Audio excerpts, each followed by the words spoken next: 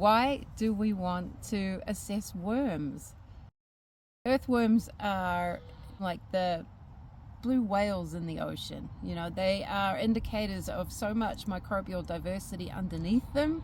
They're moving through that soil environment, creating tunnels and movement for air and water right through that soil profile. They're indicating how well a system is decomposing. Is that organic matter being converted?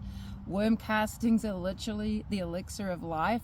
What comes out the end of an earthworm is what plants need to survive, from plant growth hormones to secondary metabolites to concentrated plant available nutrients and vitamins. We want to get excited about our earthworms. So being able to do a worm count gives us some incredible information. Not only do we want to count the worms, we want to see, do we have a diversity of worms, because that's indicating there's a diversity of environments for those worms to be feeding on. Are they worms that are moving sideways through that profile? You can generally tell because they will be the same color. So there might be a pink color on the whole bodies. They're generally quite a small worm, about that size. They're moving sideways and they're actually laying their castings directly in the soil profile.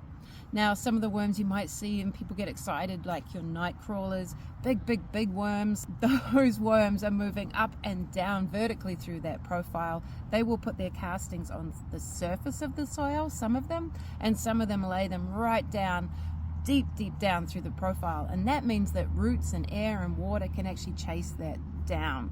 So get excited about the diversity that you see. What kind of worm counts do you have? And that's going to depend on your soil type. We're going to see less worms in sandy soils than what we do in a heavier clay soil. Certainly more worms, the more organic matter that we get.